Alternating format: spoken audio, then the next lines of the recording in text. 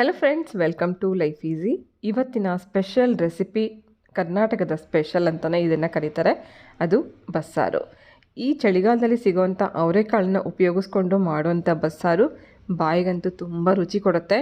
ಚಳಿಗಾಲದಲ್ಲಿ ಬಾಯಿಗೂ ಹಿತ, ದೇಹಕ್ಕೂ ಆರೋಗ್ಯದಾಯಕ. ಅವರೆಕಾಳಿನ ಬಸ್ಸಾರು ತುಂಬ ಸುಲಭವಾಗಿ ಮಾಡುವಂಥ ವಿಧಾನ ಇವತ್ತು ನೋಡ್ಕೊಂಬರೋಣ. ಬಸ್ಸಾರನ್ನು ಚಳಿಗಾಲದಲ್ಲಿ ಅಷ್ಟೇ ಅಲ್ಲದೆ ಬೇರೆ ಬೇರೆ ತರಕಾರಿಗಳನ್ನು ಕೂಡ ಉಪಯೋಗಿಸಿ ನಾವು ಯಾವುದೇ ಸೀಸನಲ್ಲೂ ಮಾಡ್ಕೋಬೋದು. ಆದರೆ ಅವರೆಕಾಳಿಂದ ಮಾಡುವಂಥ ಬಸ್ಸಾರಿನ ರುಚಿನೇ ಬೇರೆ ಥರನೇ ಇರುತ್ತೆ. ಎಳೆಯದಾಗಿರೋಂಥ ಕಾಳುಗಳನ್ನು ಬಳಸ್ಕೊಂಡ್ರೆ ಬಸ್ಸಾರು ರುಚಿ ಚೆನ್ನಾಗಿರುತ್ತೆ. ಬಸ್ಸಾರಿಗಾಗಲಿ ಉಪ್ಸಾರಿಗಾಗಲಿ ಸಾಧ್ಯ ಆದಷ್ಟು ಎಳೆ ಕಾಳನ್ನೇ ಉಪಯೋಗಿಸ್ಕೋಬೇಕು. ಬಲ್ತಿರೋಂಥ ಕಾಳಿಂದ ನೀವು ಹುಳಿ ಅಥವಾ ಇತ್ಕವರೆ ಮಾಡ್ಕೋಬೋದು. ಎಳೆಕಾಳು ಬಸ್ಸಾರಿಗೆ ಉಪ್ಸಾರಿಗೆ ಚೆನ್ನಾಗಿರುತ್ತೆ. ಮೊದಲನೇದಾಗಿ ಈ ಎಳೆ ಕಾಳುಗಳನ್ನು ಕುಕ್ಕರಲ್ಲಿ ಹಾಕಿದ್ದೀನಿ. ಅದಕ್ಕೆ ತಕ್ಕಷ್ಟು ರುಚಿಗೆ ಉಪ್ಪು ಹಾಗೆ 3-4 ಲೋಟದಷ್ಟು ನೀರು ಹಾಕಿ ಲಿಡ್ ಕ್ಲೋಸ್ ಮಾಡಿ 3 ವಿಸಿಲ್ ನಾವು ಕೂಗಿಸ್ಕೋಬೇಕು. 3 ವಿಸಿಲಲ್ಲಿ ಇದು ಚೆನ್ನಾಗಿ ಬೆಂದಿರುತ್ತೆ. ನಾವು ಇದನ್ನು ಶೋಧಿಸಿ ಕಾಳು ಮತ್ತು ನೀರನ್ನು ಸಪ್ರೇಟ್ ಮಾಡ್ಕೊಳ್ಳೋಣ. ಇದೇ ಕಾಳಿಂದ ಪಲ್ಯ ಮಾಡ್ಕೋಬೋದು. ಹಾಗೆ ಆ ನೀರನ್ನು ಚೆಲ್ಲದೆ ಅದೇ ನೀರನ್ನು ಬಸ್ಸಾರು ಮಾಡೋದಕ್ಕೆ ಉಪಯೋಗಿಸ್ಕೋಬೋದು. ಅವರೆಕಾಳು ಬೇಯಿಸ್ಕೊಂಡ ನಂತರ ಬಸ್ಸಾರಿಗೆ ರುಬ್ಕೊಳ್ಳೋದಕ್ಕೋಸ್ಕರ ಮೊದಲು ಇದನ್ನೆಲ್ಲ ಹುರ್ಕೋಬೇಕು. ಬಾಣಲಿ ಬಿಸಿಗಿಟ್ಕೊಂಡು ಇದರಲ್ಲಿ 1 ಸ್ಪೂನಷ್ಟು ಜೀರಿಗೆ ಹಾಕಿದ್ದೀನಿ. 5-6 ಕಾಳು ಮೆಣಸು ಹಾಕಿದ್ದೀನಿ. ಹಾಗೆ ಖಾರಕ್ಕೆ ತಕ್ಕಷ್ಟು ಒಣಮೆಣಸಿನ್ಕಾಯಿ ಹಾಕ್ಕೊಳ್ಳೋಣ. ಸುಮಾರು 4 ಅಥವಾ 5 ಒಣಮೆಣಸಿನ್ಕಾಯಿ ಇದಕ್ಕೆ ಬೇಕಾಗುತ್ತೆ. ಇದೆಲ್ಲ ಚೆನ್ನಾಗಿ ಹುರ್ಕೋಬೇಕು. ಚೆನ್ನಾಗಿ ಘಮ್ ಅಂತ ಸ್ಮೆಲ್ ಬರಬೇಕು. ಎಣ್ಣೆ ಇದಕ್ಕೆ ಹಾಕ್ಕೊಳ್ಳೋದು ಬೇಡ. ಹೀಗೇ ಡ್ರೈ ಆಗೇ ಹುರಿದು ಒಂದು ಸಪ್ರೇಟ್ ಪ್ಲೇಟಲ್ಲಿ ಹಾಕ್ಕೊಂಡಿದ್ದೀನಿ. ಇದಾದ ನಂತರ 1 ಗಡ್ಡೆಯಷ್ಟು ಬೆಳ್ಳುಳ್ಳಿ, 1 ಸಣ್ಣ ಈರುಳ್ಳಿನೂ ಕೂಡ ಹುರ್ಕೋತಾ ಇದ್ದೀನಿ. ಈರುಳ್ಳಿ ಬೆಳ್ಳುಳ್ಳಿನ ನೀವು ಕೆಂಡದಲ್ಲಿ ಸುಟ್ಟುಬಿಟ್ಟು ಬೇಕಾದ್ರೆ ಮಾಡ್ಕೋಬೋದು, ಅಥವಾ ಈ ಥರ ಎಣ್ಣೆನೇ ಹಾಕ್ತೆ ಚೆನ್ನಾಗಿ ಹುರಿದ್ಬಿಟ್ಟು ಕೂಡ ರುಬ್ಕೋಬೋದು. ಸೊ ಇದಿಷ್ಟು ಹುರ್ಕೊಂಡಾದ ನಂತರ ಇದ್ರ ಜೊತೆಗೇ 1 ಹಸಿ ಬೆಳ್ಳುಳ್ಳಿ, 1 ಅಂದರೆ 1 ಗಡ್ಡೆಯಷ್ಟು ಹಸಿ ಬೆಳ್ಳುಳ್ಳಿ, ಹಾಗೆ 1 ಈರುಳ್ಳಿ. ನಾವು ಇದಕ್ಕೆ ಹುರ್ಕೊಳ್ಳೋದಕ್ಕೂ 1 ಗಡ್ಡೆ ಬೆಳ್ಳುಳ್ಳಿ, 1 ಈರುಳ್ಳಿ ತೊಗೊಂಡಿದ್ದೆ. ಹಸಿಯಾಗಿರೋದು ಕೂಡ 1 ಗಡ್ಡೆಯಷ್ಟು ಬೆಳ್ಳುಳ್ಳಿ, 1 ಈರುಳ್ಳಿ ಹಾಕ್ಕೋಬೇಕು. ಇದ್ರ ಜೊತೆಗೆ ಸುಮಾರು ಒಂದು ಸಣ್ಣ ನಿಂಬೆ ಹಣ್ಣಿನ ಗಾತ್ರದಷ್ಟು ಹುಣಸೆ ಹಣ್ಣು ಹಾಕ್ಕೊಳ್ಳೋಣ. ಹಾಗೆ ಕಾಳು ಸೇರಿಸ್ಕೋಬೇಕು. ನಾವು ಈ ಖಾರ ಏನು ರುಬ್ತಾ ಇದ್ದೀವಿ, ಸಾಂಬಾರು ಸ್ವಲ್ಪ ಗಟ್ಟಿ ಬರಬೇಕು ಅಂದರೆ ಈ ಕಾಳನ್ನು ಸೇರಿಸ್ಕೊಂಡಾಗ ಮುದ್ದೆಗೆ ನಿಮಗೆ ತುಂಬ ಚೆನ್ನಾಗಿರುತ್ತೆ.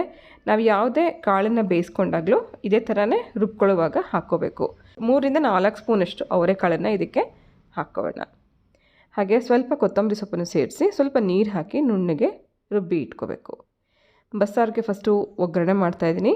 ಒಗ್ಗರಣೆಗೋಸ್ಕರ 2 ಸ್ಪೂನಷ್ಟು ಎಣ್ಣೆ ಹಾಕಿ ಇದರಲ್ಲಿ ಸ್ವಲ್ಪ ಸಾಸಿವೆ, ಜೀರಿಗೆ ಹಾಗೆ ಸ್ವಲ್ಪ ಬೆಳ್ಳುಳ್ಳಿ, ಕರಿಬೇವು ಇದೆಲ್ಲ ಹಾಕಿ ಒಗ್ಗರಣೆ ಮಾಡ್ಕೋಬೇಕು. ಚೆನ್ನಾಗಿದೆಲ್ಲ ಚಿಟಪಟ ಅಂತ ಸಿಡಿದ ನಂತರ ರುಬ್ಬಿಟ್ಕೊಂಡಿರೋಂಥ ಖಾರ ಹಾಕ್ಕೊಂಬೇಡ. ಹಾಗೆ ಇದಕ್ಕೆ ನೀರು ನಾವು ಸಪ್ರೇಟಾಗಿ ಹಾಕ್ಕೊಳ್ದೆ ಕಾಳು ಬೇಯಿಸಿಟ್ಕೊಂಡಿರೋಂಥ ನೀರೇನು ನಾವು ಸಪ್ರೇಟ್ ಮಾಡಿ ಇಟ್ಕೊಂಡಿರ್ತೀವಿ ಅದೇ ನೀರನ್ನೇ ಬಳಸ್ಕೊಂಡು ಈ ಸಾಂಬಾರನ್ನ ಕುದಿಸ್ಕೋಬೇಕು. ಸಾಧ್ಯ ಆದಷ್ಟು ನೀವು ಇದೇ ಕಾಳು ನೀರನ್ನೇ ಉಪಯೋಗಿಸ್ಕೊಂಡ್ರೆ ರುಚಿ ಚೆನ್ನಾಗಿರುತ್ತೆ. ಅದಾದ ನಂತರ ನಮ್ಗೆ ಇನ್ನೂ ನೀರು ಬೇಕು ಅಂತ ಅನಿಸಿದ್ರೆ ನೀವು ಸಪ್ರೇಟಾಗಿ ನೀರು ಹಾಕ್ಕೋಬೇಕು. ಇದಕ್ಕೆ ಮುದ್ದೆಗೆ ನಮ್ಗೆ ಎಷ್ಟು ಗಟ್ಟಿ ಬೇಕು ಅಂತ ನೋಡಿಕೊಂಡು ನೀರು ಹಾಕ್ಕೋಬೇಕು. ಹಾಗೆ ಇದನ್ನು ತುಂಬ ಹೊತ್ತು ಕುದಿಸೋವಂಥ ಅವಶ್ಯಕತೆ ಇಲ್ಲ. ಇದೆಲ್ಲ ಚೆನ್ನಾಗಿ ಹುರಿದು ಏನು ಕಾಳು ಬೇಯಿಸಿರೋಂಥ ನೀರೆಲ್ಲ ಆಗಿರೋದ್ರಿಂದ 1 ಕುದಿ ಬಂದರೆ ಸಾಕು. ರುಚಿ ನೋಡ್ಕೊಳ್ಳೋಣ. ಇವಾಗ ಏನಾದ್ರು ಉಪ್ಪು, ಹುಳಿ, ಖಾರ ಕಮ್ಮಿ ಇದೆ ಅಂತ ಅನಿಸಿದ್ರೆ ಈ ಟೈಮಲ್ಲಿ ಹಾಕ್ಕೊಂಡು 1 ಕುದಿ ಬರ್ಸ್ಕೊಂಡ್ರೆ ಆಯಿತು, ಬಸ್ಸಾರು ರೆಡಿಯಾಗೋಗುತ್ತೆ. ಇದಾದ ನಂತರ ಪಲ್ಯಕ್ಕೆ ಒಗ್ಗರಣೆ ಮಾಡ್ಕೊಳ್ಳೋಣ. ಅವರೆಕಾಳಿನ ಪಲ್ಯಕ್ಕೆ ಒಗ್ಗರಣೆಗೋಸ್ಕರ ಮೊದಲನೇದಾಗಿ ಬಾಣಲಿನಲ್ಲಿ 2 ಸ್ಪೂನಷ್ಟು ಎಣ್ಣೆ ಹಾಗೆ ಸ್ವಲ್ಪ ಸಾಸಿವೆ ಹಾಕಿದ್ನಿ. ಆ ಸಾಸಿವೆ ಸಿಡಿದ ನಂತರ ಸ್ವಲ್ಪ ಕಡಲೆಬೇಳೆ, ಉದ್ದಿನಬೇಳೆ, ಒಣಮೆಣಸಿನ್ಕಾಯಿ, ಕರಿಬೇವು ಹಾಕಿ ಹುರ್ಕೊಳ್ಳೋಣ. ಕಡಲೆಬೇಳೆ, ಉದ್ದಿನಬೇಳೆ ಸ್ವಲ್ಪ ಕೆಂಪಗಾಗೋವರೆಗೂ ಹುರ್ಕೊಂಡ ನಂತರ 1 ಸಣ್ಣ ಈರುಳ್ಳಿಯನ್ನು ಕಟ್ ಮಾಡಿ ಇಟ್ಕೊಂಡಿರೋದನ್ನು ಹಾಕಿದ್ದೀನಿ. ಈರುಳ್ಳಿ ಲೈಟಾಗಿ ಟ್ರಾನ್ಸ್ಪರೆಂಟ್ ಆದ ನಂತರ ಇದಕ್ಕೆ ಸ್ವಲ್ಪ ಅರಿಶಿನ ಹಾಕ್ಕೊಳ್ಳೋಣ. ಅರಿಶಿನ ಮತ್ತು ಈರುಳ್ಳಿದಲ್ಲಿ ಸ್ವಲ್ಪ ಹುರ್ಕೊಂಡ ನಂತರ ಬೇಯಿಸಿಟ್ಕೊಂಡಿರೋಂಥ ಕಾಳು ಹಾಕ್ಕೋಬೇಕು. ಯಾವುದೇ ರೀತಿ ಪಲ್ಯ ಆದರೂ ಇದೇ ರೀತಿ ಮಾಡಿಕೊಂಡ್ರೆ ಬಸ್ಸಾರಿಗೆ ತುಂಬ ಚೆನ್ನಾಗಿರುತ್ತೆ. ತುಂಬ ಸಿಂಪಲ್ಲಾಗಿ ಪಲ್ಯ ಮಾಡ್ಕೋಬೋದು. ಅವರೆಕಾಳನ್ನ ಒಗ್ಗರಣೆಯಲ್ಲಿ 1-2 ನಿಮಿಷ ಮಿಕ್ಸ್ ಮಾಡ್ಕೊಂಡ ನಂತರ ಲಾಸ್ಟಲ್ಲಿ ಕಟ್ ಮಾಡಿರೋಂಥ ಕೊತ್ತಂಬರಿ ಸೊಪ್ಪು ಹಾಕ್ಕೊಂಡಿದ್ದೀನಿ. ನಾಟಿ ಕೊತ್ತಂಬರಿ ಹಾಕ್ಕೊಂಡ್ರೆ ತುಂಬ ಚೆನ್ನಾಗಿರುತ್ತೆ, ಫ್ಲೇವರ್ ಕೂಡ ರುಚಿ ಕೂಡ.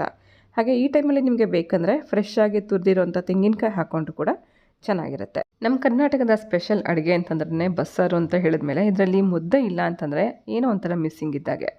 ಸೊ ಬಿಸಿ ಬಿಸಿ ಬಸ್ಸಾರು ರೆಡಿಯಾಗಿದೆ. ಇದ್ರ ಜೊತೆಗೆ ಒಂದು ಬಿಸಿ ಮುದ್ದೆ ಕೊಟ್ಟರೆ ಆಹಾ ಏನು ರುಚಿ ಅಂತೀರಾ. ಖಂಡಿತ ಈ ರೆಸಿಪಿ ನೀವು ಒಂದ್ಸತಿ ಟ್ರೈ ಮಾಡಿ, ಮಾಡಿದ ಮೇಲೆ ಹೇಗಿತ್ತು ಅಂತ ಕಮೆಂಟ್ ಮಾಡಿ. ಮಾಡುವಂಥ ವಿಧಾನ ತುಂಬ ಸ್ವಲ್ಪ, ಆದರೆ ಬಾಯಿಗಂತೂ ತುಂಬ ರುಚಿ ಕೊಡುತ್ತೆ.